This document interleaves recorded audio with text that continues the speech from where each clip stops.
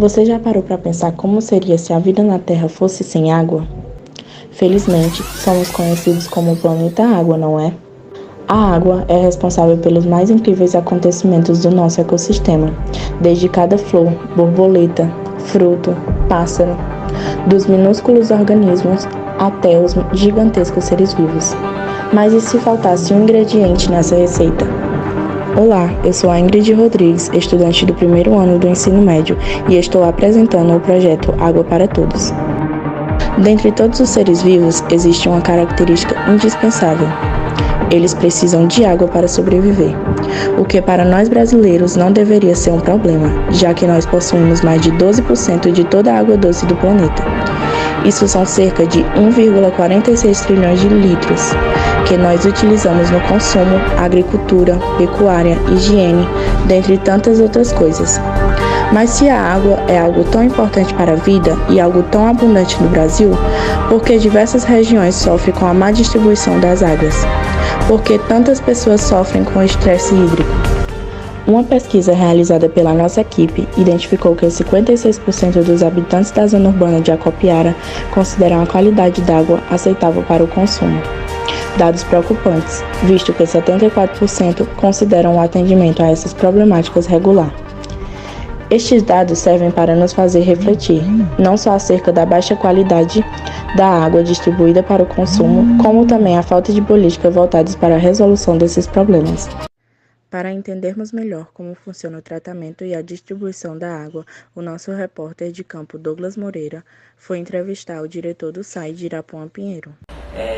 Olá, eu sou o Douglas, aluno da escola Alfredo Nunes de Mello. Estou aqui com o diretor do SAI, o Carlos, e ele vai responder algumas perguntas sobre como é a distribuição de água e tudo mais, e vai nos contar um pouco sobre como é que o SAI funciona. Bom dia, Carlos. Aí eu queria que você começasse assim, respondendo uma pergunta pra gente. Fale um pouco sobre o tratamento da água, que a água que é distribuída aqui para o pessoal da população. Bom dia, como já foi apresentado, eu me chamo Carlos Renan, estou diretor do SAI. O tratamento da água, ele depende muito da quantidade das quantidades de água que a gente tem. Hoje, graças a Deus, a gente tem uma quantidade de água razoável, que influencia na qualidade e que nos possibilita usar somente o cloro, que o cloro age matando os micro-organismos, os micróbios da água que causam doenças. A gente só usa o cloro na pré e na pós-cloração, que é antes da água passar no filtro, que também é um tratamento que filtra as impurezas, as sujeiras, e depois que essa água passa no filtro. Aí, depois disso, ela é bombeada para as casas dos nossos usuários. Pronto. Aí tem outra pergunta também, que é como que ela é distribuída aqui pela região? Pronto. Hoje a nossa fonte de captação é o açude de Anipapeiro, lá na Betânia, A gente capta a água lá, bombeia, ela passa nos filtros, como já expliquei, que recebe a pré e a pós-cloração. Aí de lá ela é bombeada para as elevadas, que são as caixas altas. Aí existe uma na Betânia, existe uma na Vajota, que pega um sítio próximo da Betânia, existe uma caixa na Aurora, e existe aqui o nosso tanque apoiado, que também se encontra numa área mais alta da cidade, que distribui para todas as residências. Ótimo. E eu queria saber assim, qual é a importância dessa distribuição assim, de água e também os produtos que vocês colocam nela para a população. Pronto. A importância de vocês fornecerem uma água bem tratada é que automaticamente você está prevenindo doenças, Você acaba economizando em saúde. Hoje a gente tem um acompanhamento de uma química lá na nossa estação, ela vem uma vez por mês e acompanha diariamente através de um grupo que a gente tem no WhatsApp dos operadores. A nossa água ela é monitorada de 2 em 2 horas, os motores estão funcionando, estão bombeando a água, a gente monitora 2 em 2 horas.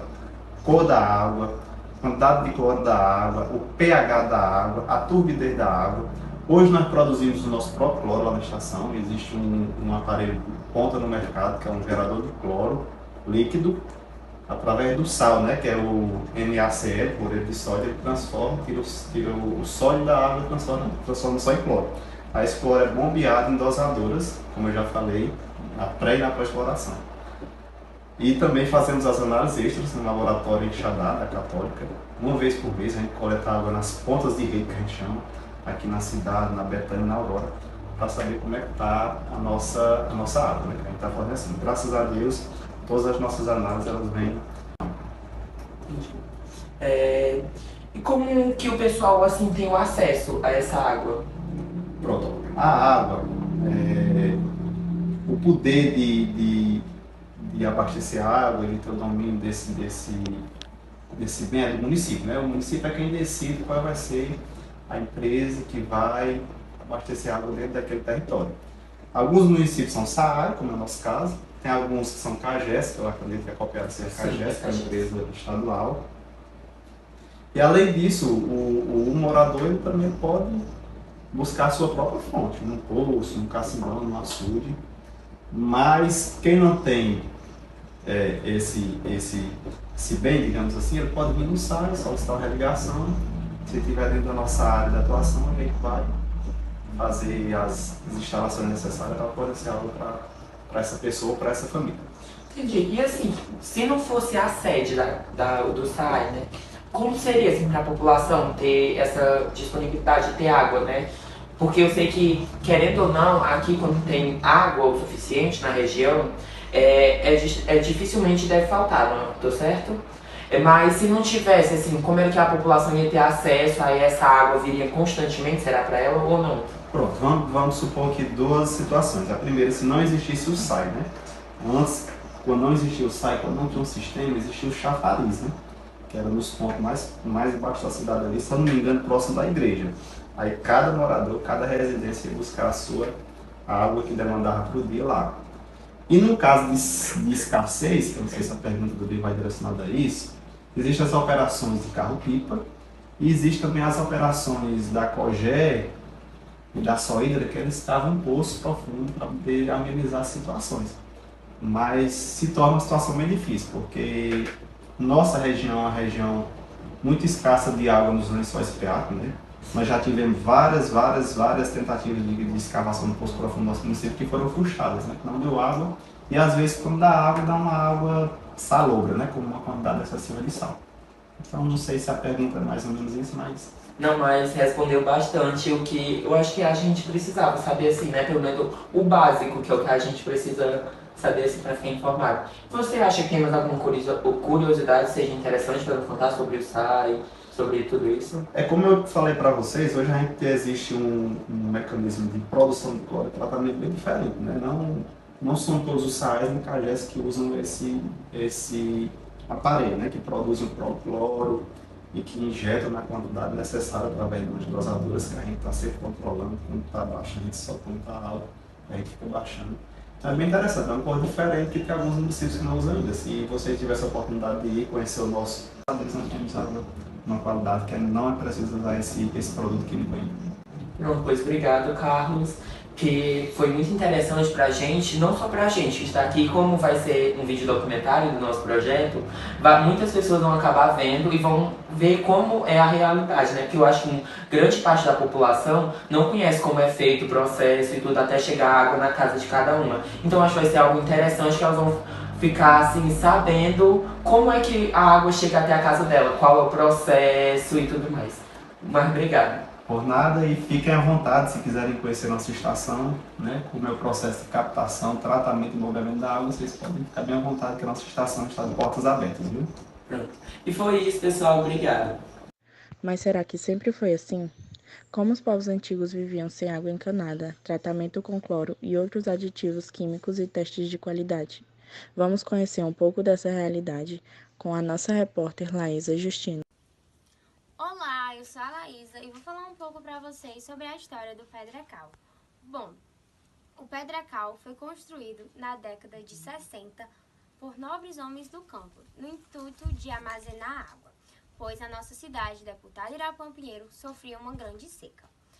No ano de 1963, houve uma grande enchente e foi necessário abrir um furo na parede para escorrer a água. O Pilão dos Índios é uma pedra que tem no meio da mata do sítio Serafim. Conta que ali era um pilão usado pelos índios e que com a morte de uma índia, nunca mais ele secou. Os índios habitavam aquelas terras por serem um local com bastante água e de fácil acesso às plantas. Conta uma lenda que ali nas pedras tem uma cobra encantada que está a observar toda a cidade de Deputado Irapuã Pinheiro, que ela desperta no dia que for tocada na água do Pilão dos Índios.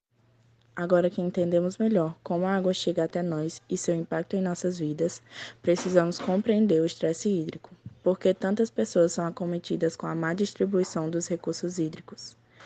Explicando esse tópico, temos o repórter Jaime Lima. O estresse hídrico pode ser causado tanto pela falta de água em termos naturais quanto pela má preservação e gestão dos recursos hidrográficos. Um dos principais problemas relacionados com a utilização de recursos hídricos no Brasil e no mundo é a questão do desperdício.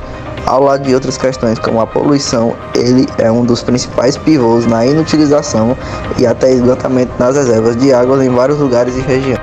A distribuição da água no Brasil ocorre de maneira irregular, pois há localidades pouco povoadas e com muitas reservas, e outras com uma relação inversa. De todo modo, é preciso realizar medidas no Brasil e no mundo para combater a falta de água, o que requer a preservação dos rios e reservas subterrâneas, além da conservação de recursos naturais que ajudam na perpetuação do ciclo da água, tais como as áreas de florestas e domínios naturais em geral. Podemos também valorizar as ações individuais como plantar árvores do leito de rios, desligar a torneira enquanto ensaboamos as mãos e não jogar lixo nos corpos de água, como formas de preservação da água em meio à crise hídrica no Nordeste.